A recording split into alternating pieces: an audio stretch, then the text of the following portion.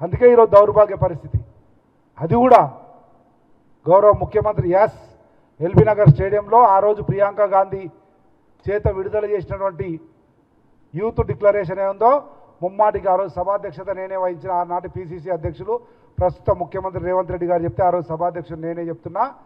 అదే LB Nagar stadium సాక్షిగా నీవు చెప్పిన కానీ చెప్పినాం. బరాబర్ చెప్పింది చెప్పినట్లు తూచా తప్పకుండా 70,000 ఉద్యోగాలు పూర్తి చేసిన ఘనత భారతదేశంలోనే 29 రాష్ట్రాల్లో తెలంగాణ రాష్ట్ర ప్రభుత్వం ప్రజాపాలన రేవంత్ రెడ్డి గారి ముఖ్యమంత్రి ఆధ్వర్యంలోనే జరిగింది. ఇంకా వడివడిగా జరుగుతుండే కానీ మీరు పెట్టిన అనేక సాంకేతిక కారణాలు పరిపాలనా కారణాల వల్ల అడ్డంకులను తొలగించుకుంటూ ఇంతవరకు చరిత్రలో ఎప్పుడు లేనిది భారతదేశంలో ఏ రాష్ట్రంలో లేని విధంగా 70,000 ఉద్యోగాలు ఇచ్చిన బిడ్డ లెక్క పెట్టుకో.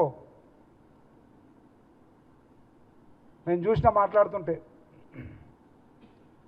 70,000 ఉద్యోగాలు ఇచ్చినట్టు చూపిస్తే ఆయన రాజకీయ నీ ఆల్రెడీ సన్యాసుల్లో ఉన్నవరా నాయన. ఎంపీ సీట్లు 0, ఎమ్మెల్యే సీట్లు లేదనకుండా ఉన్నాయి. గవి కూడా ఇంత అవుతాయి.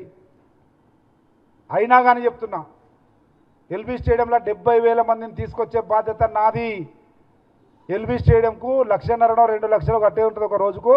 ఆ డబ్బులు కూడా నేనే కడతా, అరేంజ్మెంట్స్ మొత్తం నేనే చేస్తా. 70,000 మందిని నిలబెడతా. ఒక్క తల తక్కువైనా హెడ్ కౌంట్ చేద్దాం. 70,000లో ఒక్కటి తక్కువైనా నా తల తీసుకుంటా. నీ తల ఎక్కడ పెట్టుకుంటావో చూద్దాం. డేట్ నీవే చెప్పు. ఎందుకంటే నువ్వు పుడుంగాని ఎప్పుడు ఏడబోతావో స్పెషల్ ఫ్లైట్లల్లో ఏడబోయి ఎంజాయ్ చేస్తుంటావో ఎప్పుడు ఉంటావో ఎప్పుడు పోతావో తెలియదు కనుక నీ టైం చూసుకొని నీవే చెప్పు. ఏ డేట్ చెప్తే ఏ టైం చెప్తే ఆ టైంకు 70,000 మందిని ఎల్బీ స్టేడియంలో నిలబెట్టి లెక్క పెట్టే బాధ్యత నేను తీసుకుంటా. ఛాలెంజ్ నువ్వు అంగీకరిస్తే చెప్పమని అడుగుతా ఉన్నాం. కాకపోతే చాలా పెద్ద పెద్ద మాటలు మాట్లాడిండు. మా సీఎం గారంట ఏ సీటు కొట్టిండో చెప్పమాను, గోడలకు సున్నం కొట్టిండు. అరే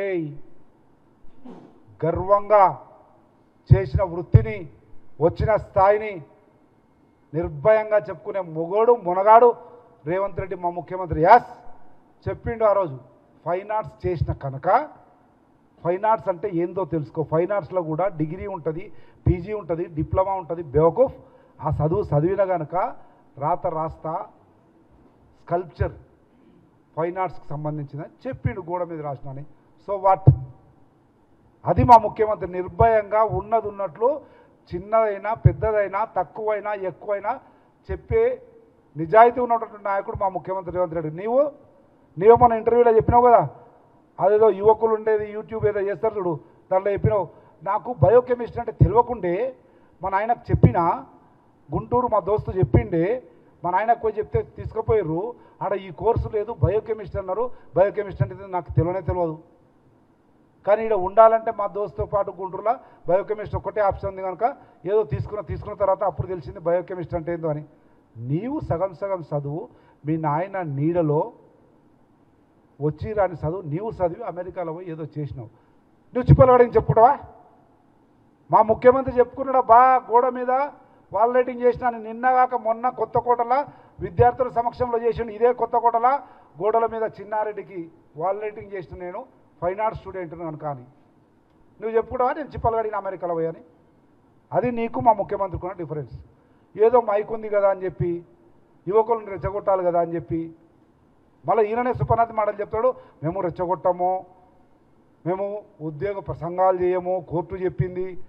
నీవు రెచ్చగొట్టే 100 మంది ప్రాణాలు పోవడానికి కారణమై, 100 మంది తల్లిదండ్రుల శోకానికి కారణమై, మానసిక వేదనకు కారణమై, తెలంగాణ రాష్ట్రం వచ్చిన తర్వాత ఇంకా ద్విగుణీకృత కారణమై నీ ఆస్తులు పెరిగినాయి, ఉద్యోగాలు తగ్గినాయి.